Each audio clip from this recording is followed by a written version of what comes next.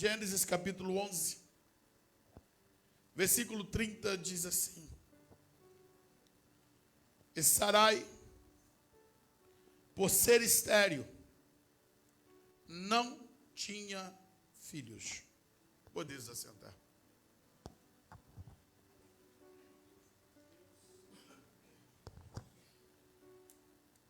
Eu não sei qual é o sonho do teu coração. Eu não sei qual é o seu projeto de vida. Mas todos nós temos sonhos. Todos nós temos ideais. Todos nós idealizamos. A grande questão é como é que a gente lida com essas coisas. Quantas pessoas hoje aqui estão frustradas, decepcionadas, vivendo dilemas da vida, frustradas com a família, frustradas com Deus, frustradas consigo mesmo, por não conseguirem concluir seus sonhos. E hoje eu quero falar desta mulher sonhadora. Essa mulher que tinha um sonho que no decorrer do tempo foi se desenhando para ela como um sonho impossível. Um sonho que se tornou inalcançável para ela. Mas Sara tem muito a nos ensinar. E eu começo dizendo, irmãos, que esta mulher, que foi esposa de um dos maiores nomes do Velho Testamento, Sara, esposa de Abraão, traz consigo na sua história alguns detalhes, alguns nuances que eu quero compartilhar com você nesta noite. Sara nasceu em Ur, foi criada ali, conviveu em uma cultura idólatra, em uma cultura completamente alienada de Deus. Deixa eu dizer para você, Sara viveu debaixo de uma cultura que não tem nada a ver com a nossa e nem tampouco com a palavra de Deus. É importante nós salientarmos isso, irmãos. Deus jamais deixou de registrar os erros humanos. Não significa que eu e você temos que copiar os erros. Nós vamos copiar os acertos. É aquilo que eles viveram após o encontro com Deus. Por exemplo, a poligamia. Encontramos no Velho Testamento esse desacerto de vida. Deus criou macho e fêmea. Diz a palavra: deixará o homem seu pai e a sua mãe, uniciar a sua mulher, e ambos tornar-se-ão uma só carne. Casamento é projeto de Deus. A família é o projeto do Senhor. Um homem, uma mulher constituem seus filhos. Esse é o projeto de Deus. Pastor, mas por que teve tantos arranjos? Sim, isso demonstra o quanto o homem se alienou de Deus, o quanto o homem caminhou por caminhos que não tem nada a ver com o Senhor, e por andar distanciados de Deus, criaram os seus próprios paradigmas, criaram os seus próprios meios, formas. Abraão, ele traz consigo a sua história, erros, desacertos, mas ele teve um encontro com Deus. E a palavra que eu vos digo é que há esperança para esse mundo perdido. Há uma esperança, porque Deus, ele tem se manifestado e se revelado aos homens. A proposta de Deus, a oferta de Deus é uma oferta de graça. Graça, favor imerecido. Não é porque eu mereço, porque você merece. É por causa dele, o amor dele nos outorga a oportunidade de sermos arrancados dos nossos antros de pecado, sermos arrancados da miséria de vida que vivemos, para vivenciar o novo de Deus. Sara, talvez você não vai conseguir compreender, mas ela era meia-irmã de Abraão.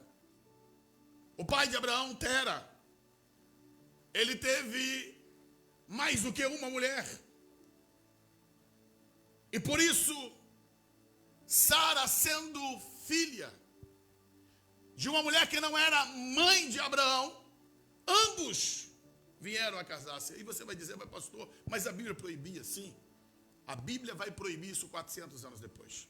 Quando a lei vai ser estabelecida através de Moisés, Deus então vai proibir todo o casamento em laços parentais. Mas aqui ainda não existia a lei.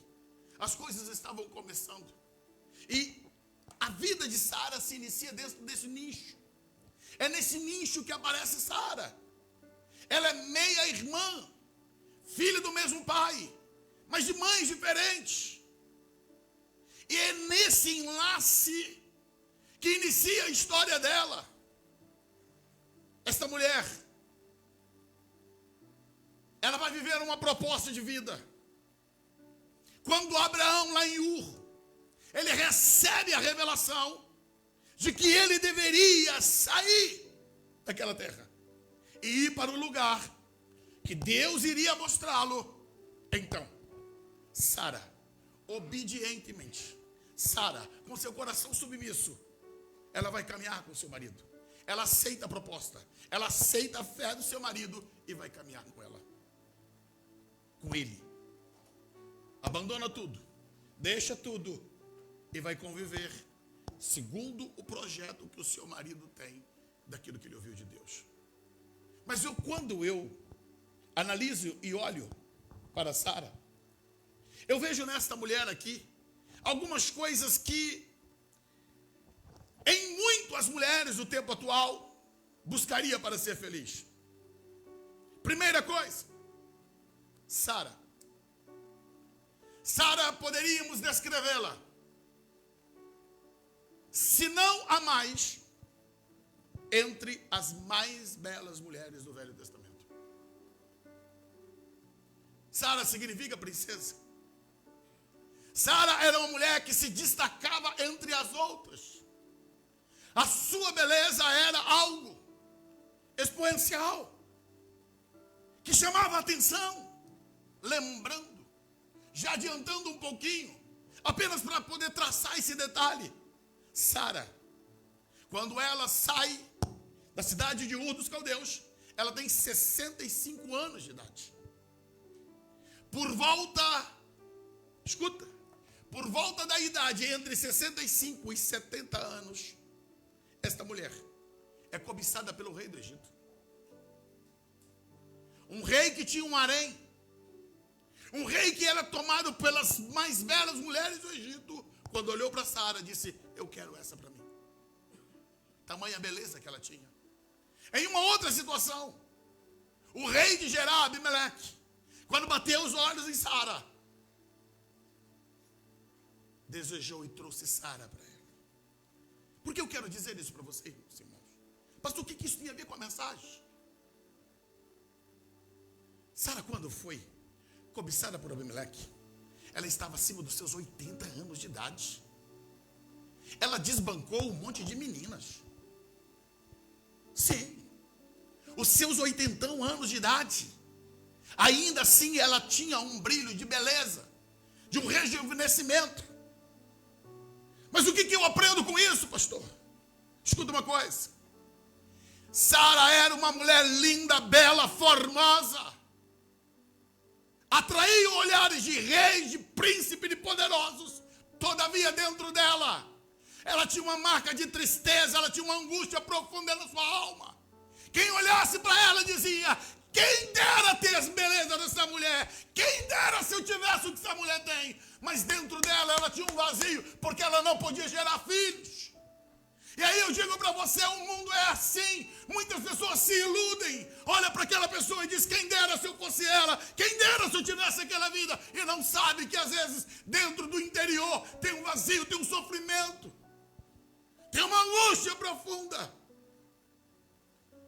Sara, além de ser bela, ela era rica. Porque Abraão, seu marido, era rico. Diz a Bíblia que Abraão, ele possuía ouro, prata, gado. Poderíamos chamar ele de um grande e mega empresário, era o Abraão. Abraão teve contato com reis, com poderosos. Então, Abraão era um homem que tinha um status quo. Ele tinha um padrão social. Às vezes, quando falamos da história de Abraão, imaginamos um grupinho de pessoas. Não, irmãos, entenda. Quando Ló, ele foi tomado em cativeiro junto com com Sodoma, Abraão arranjou da casa dele, diz a Bíblia, 318 homens, nascidos na sua casa. Então nós estamos falando daqueles que estavam junto com Abraão, de pelo menos 1000 pessoas estavam ali convivendo. Esse era o clã de Abraão. Esse era o grupo que estava com ele. Entre empregados, servos, aqueles que o rodeavam. E Sara era esse destaque. Era a senhora de tudo aquilo. Rica, linda, bonita, poderosa. Porém frustrada. Decepcionada. Sara tinha com ela o entrave de olhar à sua volta e ver as suas empregadas, ver as escravas com seus rebentos, com seus filhos nos braços, e ela rica, poderosa, bonita, não podia ter. O que nos ensina, irmãos? O dinheiro tem limite. Nem tudo as pessoas podem conquistar com seus braços. Há uma limitação humana. E muitas pessoas não conseguem entender o quão limitado nós somos. Quem diz que você pode tudo? Quem diz que você pode fazer o que quer? Nós somos amparados por diversos e diversos limites. E aqui está a história de Sara. Essa mulher que estava bloqueada pela esterilidade. A Bíblia não diz. Mas imagine quantas dores que trazias na sua alma, no seu coração. E quando nós olhamos para a família de Abraão, a Bíblia cita pelo menos que Abraão teve mais 2 irmãos, Naor e Arã. Arã, a Bíblia diz que teve 3 filhos. Arã foi pai de Ló, foi pai de Milca e de Iscar. Sara viu seu cunhado com os filhos. Arã morreu cedo. Depois, Naor, o outro irmão de Abraão, ele se casou-se com a sobrinha, Milca. 8 filhos. Com uma concubina teve mais 4 filhos. O irmão de Abraão tem 12 filhos. E quem é Sara? Sara não tem filho. E lembrando que, para aquele tempo, para a cultura daquela época, uma mulher estéril era tida como algo errado, tem uma maldição, porque ela não poderia gerar genealogia para o seu marido. Estancaria, acabaria. Não teria como. Aquela geração da sequência estaria fadado à destruição daquela genealogia. E Sara carregava essa carga, esse peso com ela. Quando ela sai de Ur dos Caldeus, aos seus 65 anos, já vendo todos à sua volta reproduzindo, talvez Sara, ela apanhada pela esperança. Coloca para mim Gênesis capítulo 12, verso 1, diz assim a palavra: e aconteceu que chegando ele, 12, 1. Ora, o Senhor disse a Abraão: sai-te da tua terra, da tua parentela, da casa do teu pai, para a terra que eu te mostrarei. Verso 2. Far-te-ei uma grande nação, abençoar-te-ei, engrandecerei o teu nome, tu serás uma bênção. Abençoarei os que te abençoarem, amaldiçoarei os que te amaldiçoarem, e em ti, escuta, em ti serão benditas todas as famílias da terra. A promessa é forte, a promessa é grande. Sara ouviu isso. Seu marido lhe transmitiu essa expectativa. Deus fez uma promessa, que Ele vai fazer através de mim uma grande nação. E é debaixo desse escopo da promessa que ele sai de Ur, rejeitando todo o paganismo, toda a vida passada, rejeitou todo o contexto de civilização. Foram viver como nômades, obedecendo o chamado, obedecendo aquilo que Deus revelou para o seu marido. E aqui, queridos, tem um ponto que eu queria ressaltar para você. Sara, debaixo dessa promessa, ela sai. Só que quando ela começa a caminhar junto com seu marido, ela vai andando. Passa 1 ano, 2 anos, 3, 4, 5. Ela não engravida. Imagine um antro de decepção que traz com ela. Peraí, eu larguei tudo, eu creio no Deus do meu marido, Deus falou com ele, se revelou para ele, e disse que ia fazer uma grande nação através dele, mas e aí, Deus? E aí não acontece nada aqui dentro. De que vale ser bela, linda, formosa, rica, se eu não consigo dar filho para o meu marido? Ela carrega com ela uma dor que não tem ninguém que consegue aliviar. E aqui tem uma coisa, irmãos, que enquanto eu estava meditando nessa palavra, me veio muito forte. Nós estamos vivendo hoje um tempo de permutação no Evangelho. As pessoas, elas criaram a expectativa que basta ela levantar as mãos, vai acontecer algo. Infelizmente, se é pregado um evangelho de permutação, de troca, eu quero dizer para você nessa noite, Deus ama você, mas Deus não vai estalar o dedo e vai dar tudo o que você quer. Isso não está no evangelho. Jesus, ele disse, no mundo vós tereis aflições, tende bom ânimo. Eu não quero pregar para te desestimular, mas eu quero pregar para que você entenda que Deus, ele não é servo do ser humano. As coisas não acontecem na nossa hora, no nosso tempo. Tem o tempo dele agir, tem o tempo dele fazer. E Sara agora ela vai caminhar em um caminho desconhecido. Em um caminho que muitos crentes abandonam a fé, abandonam a igreja, abandonam Deus. Porque as coisas não acontecem dentro do tempo deles. Talvez Sara pensava, eu troquei meus deuses. Eu agora estou servindo ao Deus do meu marido.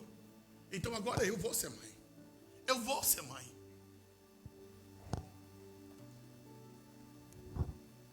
Mas a Bíblia diz, irmãos, que não. Infelizmente, depois de toda essa caminhada dela, ela não tem filho. Não acontece nada. Nada ocorre na vida dela. As coisas continuam do mesmo jeito que estão. E ela ali vê o tempo passar, sem que as coisas aconteçam, sem que as coisas ocorram. E ela precisa permanecer. Se ela perguntasse ao seu marido, e aonde nós vamos chegar? Qual é o nosso alvo? Qual é o ciclo onde vamos terminar? Ele vai dizer, eu não sei. Eu só sei que Deus tem uma promessa de uma terra. Eu só sei que Deus prometeu que vai me dar um lugar. Mas eu não sei onde é, eu não sei como vai ser. Eu não sei quando vai ser.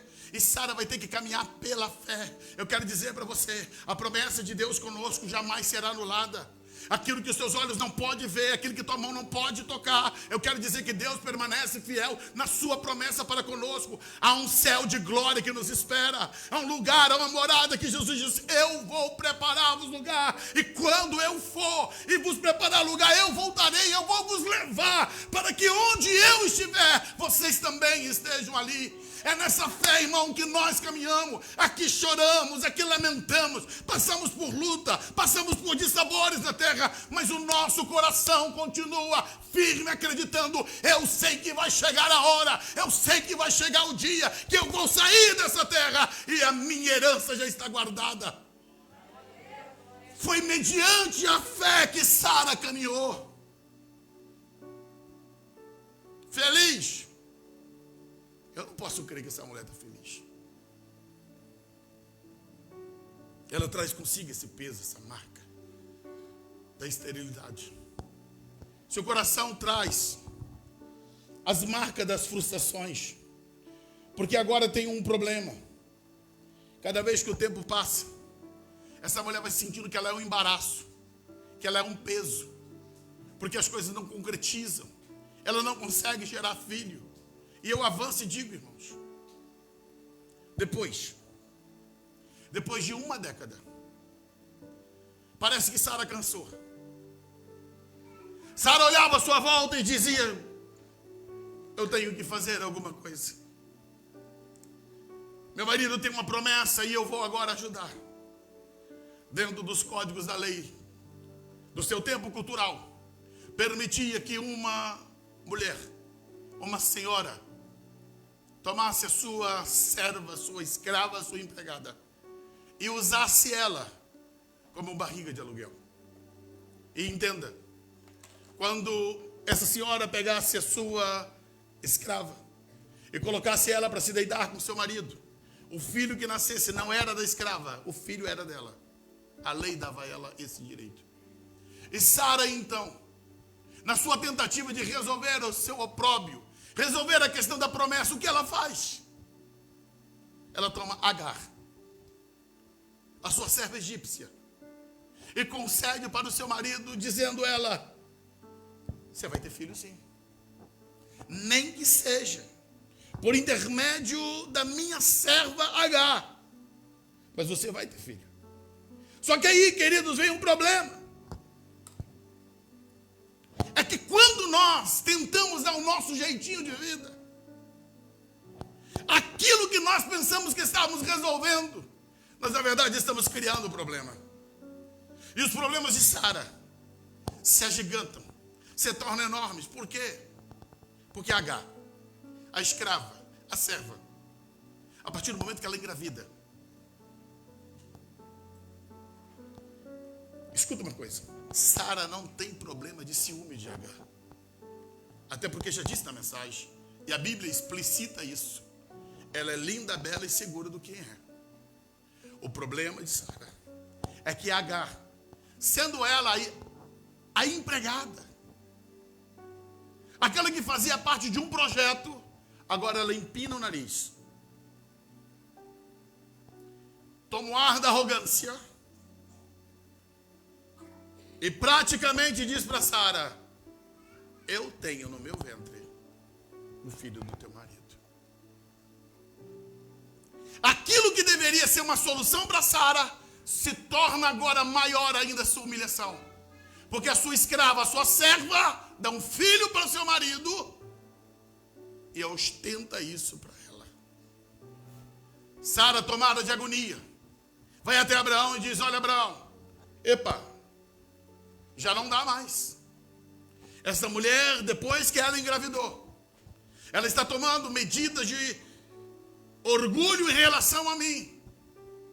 E ela chama para Abraão para dizer: que Deus seja juiz entre mim e ti, Abraão. Eu tentei te ajudar, mas agora quem está vivendo uma crise sou eu. Abraão, então, ele diz: olha, faz assim. Está nas tuas mãos. Faça o que você tiver que fazer. Aquele lar, que deveria ser um momento de alegria pela chegada do filho de Abraão, se torna um núcleo de conflito, de ira, de rancor, de discórdia. E é nesse antro que Sara, então, aperta com Agar, oprime ela, tira todos os benefícios dela, a tal ponto que Agar resolve fugir estando grávida. E Deus encontra com ela.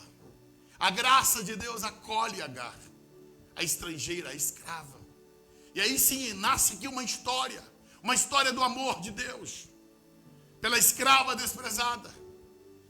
E Deus diz para ela, e aqui tem uma lição, irmãos: Deus não apoia erro de ninguém. Nós dizemos: você pode vir como você está, mas você não vai permanecer como você está. Tem que mudar aqui dentro. Tem que ser transformado. Deus encontrou com Agar, mas Deus disse: olha, você vai voltar lá, você vai pedir perdão, ela é tua senhora, você vai se submeter. Tudo que Agar não queria ouvir era isso. Era mais ou menos assim: Deus, me trata daqui para lá, mas eu voltar lá, volta. O evangelho é isso, irmãos. O evangelho é renúncia, abnegação. É humilhar teu coração. Não dá para você achar que você vai fazer o que o seu nariz aponta, aquilo que você quer fazer. Quem anda com Jesus, ele toma a sua cruz e segue ao Senhor. Agar volta para dentro de casa. As coisas tomam outros nuances. Ismael nasce.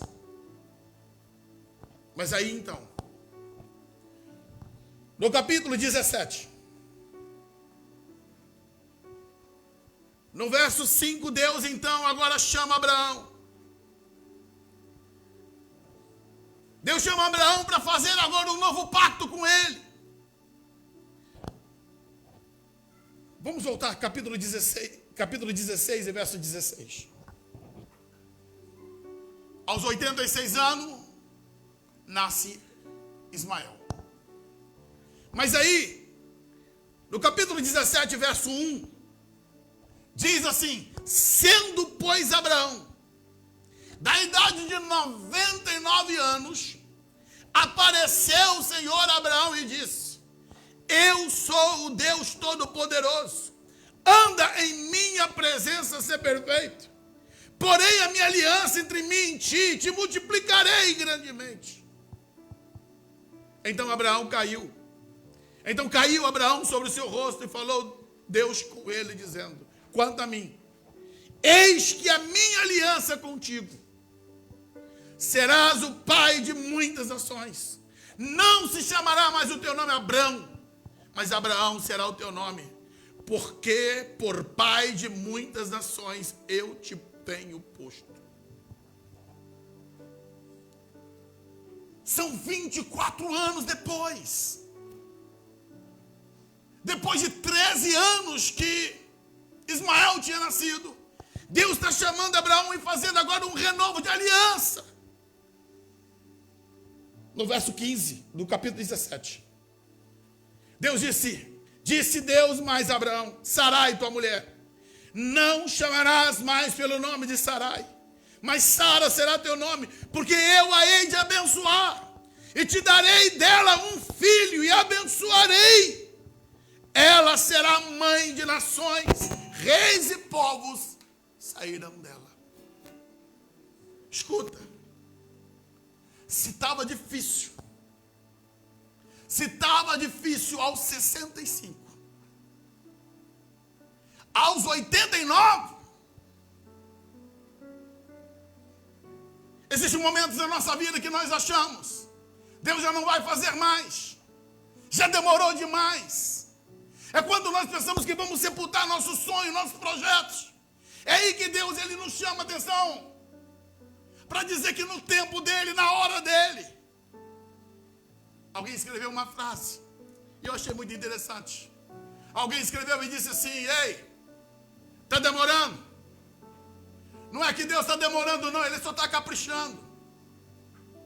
Ele só está preparando algo muito maior, muito melhor do que você pensa. Se Deus desse a Sara o Isaac com seus 65 anos, já seria um milagre. Mas aos 89, sim, a explosão é muito maior, o milagre é muito maior, se torna inquestionável a intervenção de Deus. Mas aqui eu preciso salientar para você, irmãos, é essa trajetória, é esse percurso que Sara tem que percorrer.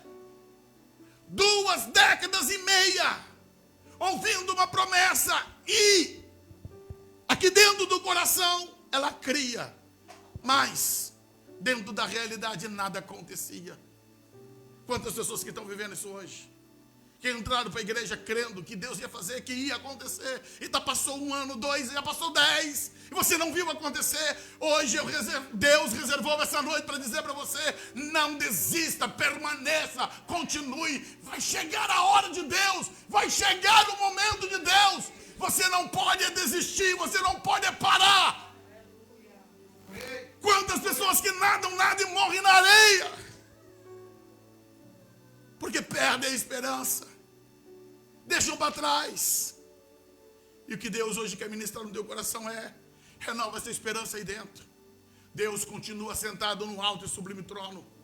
Ele não perdeu as rédeas, Ele não perdeu o controle, Ele continua no controle de todas as coisas. E Deus está chamando Abraão para dizer: ei, Abraão, eu estou mudando a tua história, Abraão. O verso 17 do capítulo 17 diz assim: então caiu Abraão sobre o seu rosto e riu. Sim. Abraão vai rir e disse no seu coração: a um homem de 100 anos há de nascer um filho. Dará à luz Sara de 90 anos. Abraão está dizendo: não entendo, Deus. Será? Será que vai ser assim? Mas o coração de Abraão está na sua fé bendita em Deus. O verso 18. A palavra de Deus disse Abraão a Deus: quem dera que vive Ismael diante do teu rosto. Aí Deus disse para ele: na verdade, Sara, tua mulher, te dará um filho. E chamarás o seu nome Isaque, com o qual estabelecerei a minha aliança perpétua com a sua descendência depois dele. Abraão ainda está dentro do inacreditável. Abraão ainda está caminhando dentro do limiar da lógica. Senhor, não tem lógica. A minha idade já passou. Já foram 25 anos, já estou chegando aos 100. E Deus está dizendo para ele: não, eu vou fazer. Eu vou fazer. Agora, o nuance que a história desse casal toma, a partir do capítulo 18, é algo fora do comum. Poucos homens, poucas pessoas tiveram a experiência que Abraão e Sara tiveram. Talvez um dos textos mais lindos da Bíblia. Porque diz a Bíblia no capítulo 18, no versículo 1. Depois apareceu-lhe o Senhor nos carvalhais de Manre, estando ele assentado à porta da tenda no calor do dia. Acontece uma teofania. Abraão está sentado na porta da sua tenda, ele levanta os seus olhos e ele vê 3 homens em pé junto dele. E ele vendo, ele corre à porta, vai lá e ele se inclina em terra. Verso 3. Ele diz: meu Senhor, se agora tem achado graça aos teus olhos, eu rogo-te que não passe do teu servo. Verso 4. E ele manda então que se traga água. Vou lavar os pés, se recoste aqui. E Abraão apressadamente, ele quer ser um bom anfitrião. O verso 5. Diz a Bíblia que ele manda então preparar ali um almoço para aquelas pessoas. Ele manda fazer pão. Vira 6. Ele manda fazer uma quantidade de 3 medidas de flor de farinha. Ele quer dar banquete. Ele manda matar uma vitela. Ele quer tratar bem. E mandou apressadamente preparar aquilo tudo. Tomou manteiga, leite, a vitela que tinha preparado, colocou tudo ali e comeu. Deixa eu dizer para você, não era qualquer um que estava ali. De uma maneira muito linda e quase que inexplicável, aquilo que dentro do campo da teologia nós chamamos de teofania. Deus tomou a forma humana e veio visitar a casa de Abraão. Queridos, eu confesso que eu me encanto quando eu olho para esse texto, meu coração quase explode em pensar: como assim Deus visitar a minha casa? Ele vir pessoalmente, estar ali, e é isso que Abraão experimenta. E ele faz banquete para Deus, ele quer tratar bem tudo aquilo ali. Vira para mim o verso 9. Escuta, quem é o nosso tema hoje? É Sara. Deus está na casa. E Deus diz assim: onde é que está Sara? Sabe o que eu quero dizer para você? Hoje Deus está perguntando: onde é que você está? Eu estou aqui para cuidar de você. Deus estava dizendo: eu vim aqui para tratar uma coisa com Sara. Abraão, eu vim aqui para lidar contigo, mas eu tenho algo pendente entre mim e Sara, e é hoje que eu vim para resolver. Cadê Sara? E Abraão diz: olha, ela está ali na tenda. E Deus então lança uma palavra: certamente eu vou voltar, Abraão. Eu tornarei a ti por esse tempo de vida. E eis que Sara, tua mulher, ela vai ter um filho. Diz a Bíblia que Sara estava escutando lá da tenda. Ela estava atrás dele ali, ouvindo tudo aquilo. Vira para mim 11. Só que a Bíblia diz aqui, Abraão, Sara já estava velha, estava adiantada de idade. Sara já não tinha mais menstruação. Ela não tinha mais ovulação. Além de ser estéril, agora ela já não tem mais seu ciclo. Havia cessado o costume das mulheres, ela já tinha entrado na sua menopausa. Vira o 12. Assim, pois, riu Sara consigo, dizendo: terei eu ainda deleite depois de haver envelhecido, sendo também o meu senhor já velho. Vira o 13. E disse o Senhor a Abraão: Sara está lá no outro compartimento. É como se ela estivesse ali no anexo aqui atrás. E ela consegue ouvir a conversa. E lá dentro, sozinha, ela riu. E agora Deus brada e diz: por que se riu Sara, dizendo, na verdade, darei eu a luz ainda, vendo já envelhecido? Deus está perguntando: por que você está rindo, menina? Você está achando que porque você tem um corpo envelhecido, você não pode dar luz? Sabe o que Deus está dizendo? Quem formou teu corpo fui eu. Eu conheço a anatomia do teu corpo. É só eu mexer em alguns pontos que as coisas acontecem e eu não devo explicação. Existem coisas que já passou do tempo, não tem como. Deus está te dizendo: é só Ele tocar, é só Ele mexer, que muda tudo, que Ele faz o milagre acontecer. Você está rindo por quê, menina? Vira o 14. Esse é o texto para você levar para o resto da vida. Deus pergunta para Sara: ei, menina de 89 anos de idade, tem alguma coisa difícil para o Senhor? Tem alguma coisa que é difícil para Deus? É difícil para mim, pode ser difícil para você, mas para Ele não. E eu acho lindo nesse texto aqui, o próprio Deus, Ele desce. Ele está dizendo: eu vou lá pessoalmente me encontrar com este casal. Que dia! Que dia! E Deus diz: olha, ao tempo determinado, eu tornarei a ti por esse tempo da vida, e Sara terá um filho. Sara deveria tremer igual vara verde lá dentro da tenda. Seu coração deveria quase sair pela boca, diante da expectativa daquilo que Deus está trazendo, essa revelação tão tremenda que o Senhor está impactando agora este casal. É interessante que no verso 15, Sara tem medo. E Sara negou, dizendo: eu não ri, porque ela temeu. Mas Deus está dizendo: eu vi. Eu sei que você riu. Não diga isso, porque tu riste. Eu vi. Quantas das vezes é que nós não queremos admitir diante de Deus as nossas fraquezas, fragilidades, e tentamos mentir para Deus? Eu não fiz, Deus.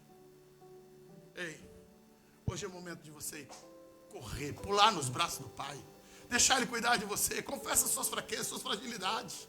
Diga para Ele: Senhor, eu estou em um momento insuportável, não estou aguentando. Já esperei tanto, as coisas não aconteceram. Falharam comigo, erraram comigo. Alguém não foi fiel nesse processo. Me prometeram, não cumpriram. E agora, Deus? Deus está dizendo para você: tem alguma coisa difícil para mim? Tem alguma coisa que eu não posso fazer? Tem alguma coisa que foge da minha alçada? Irmãos, para terminar essa palavra, a Bíblia diz que no capítulo 21. Deus não erra, Deus não falha, Deus não se engana, Deus não se equivoca. No capítulo 21, versículo 1. É assim que a Bíblia diz: e o Senhor visitou a Sara como tinha dito. Deus é o Deus de promessa, mas Deus é o Deus que cumpre a sua promessa. E fez o Senhor a Sara como tinha prometido. Deus foi lá, mexeu no seu ventre. Aquilo que durou ali durante todo esse processo, desde a sua infância, quase 90 anos com um ventre estéril. Deus mexe lá dentro, coloca tudo em ordem, faz tudo novo e diz: agora está pronto, vai nascer o Isaac. Isaac vai nascer. Tem algo novo gerado por Deus, tem algo mudado, transformado no interior de Sara.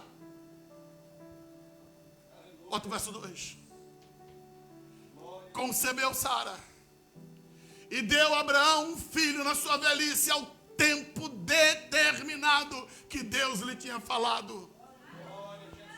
Escuta uma coisa: Deus quer renovar a tua esperança hoje no teu coração. No tempo determinado vai acontecer, vai ocorrer, mas você tem que permanecer. Você não pode parar, você não pode desistir, você não pode recuar, retroceder. Você tem que permanecer, esperar em Deus. Deixa Deus cumprir o propósito dele na sua vida.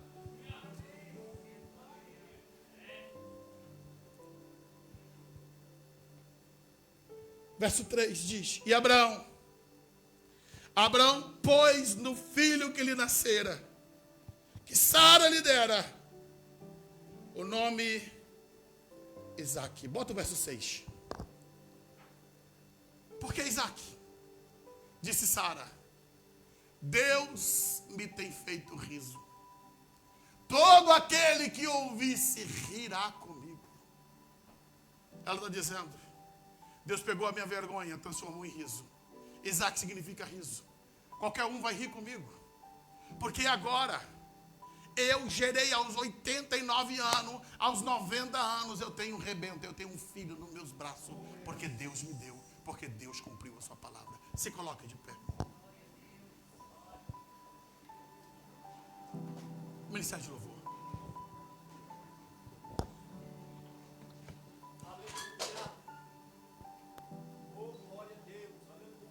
Meus amados, eu quero orar com você agora. Meu primeiro convite é perguntar se tem alguém que ainda não entregou a vida para Jesus. Se tem alguém que está desviado, afastado do Evangelho, eu quero orar por você. Hoje o Pai está te chamando para renovar a aliança. Renovar o pacto que você um dia quebrou com Deus. Tem alguém que está afastado do Evangelho e quer renovar a aliança com o Senhor? Hoje é o momento que o Pai está te esperando para reconstruir essa aliança. Se não tem ninguém, agora eu quero orar por você que veio até aqui trazendo uma dor na alma, um sentimento de dor no coração. Talvez você já orou tanto dizendo: Deus, eu não aguento mais. Senhor, eu não suporto mais toda essa situação. Eu preciso de um milagre, eu preciso de uma resposta. Hoje Deus está dizendo para você: eu vou cuidar de tudo. Eu estou cuidando de tudo. Há 4.000 anos atrás, uma teofania. Deus com 2 anjos foi visitar Abraão. Eu quero dizer para você que hoje, no ano 2024, não é anjo. A Bíblia diz que o Espírito Santo, ele vem para morar em nós, para habitar em nós. Esse Deus Emanuel, que se tornou carne, que habitou entre nós, ele está presente aqui nessa noite para mudar a tua história, para mudar a tua vida. Hoje Deus quer te abraçar, Ele quer te acolher, Ele quer tocar em você, Ele quer renovar o teu coração, quer enxugar as tuas lágrimas e dizer: permaneça, não desiste, não volte atrás, não retroceda. Se você precisa de oração, vem aqui à frente. Nós queremos orar por você. É o tempo de Deus, é o tempo da tua vitória. É o momento que Deus preparou para nós. Nas águas não vou afundar, pois estás comigo. Não estou sozinho. Creia! É a noite que Deus reservou para nós. No esconderijo, aleluia! pois estás comigo. Eu não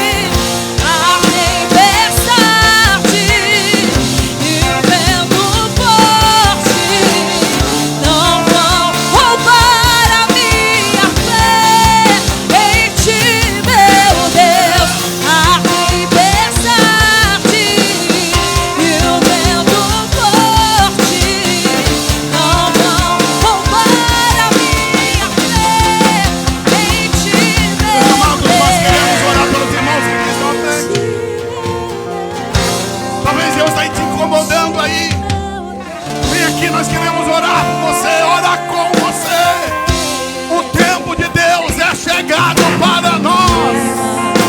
O Deus eterno, o Deus vivo, Ele está no controle de todas as coisas. Nada é impossível para Ele. Por acaso pode haver alguma coisa difícil para Deus?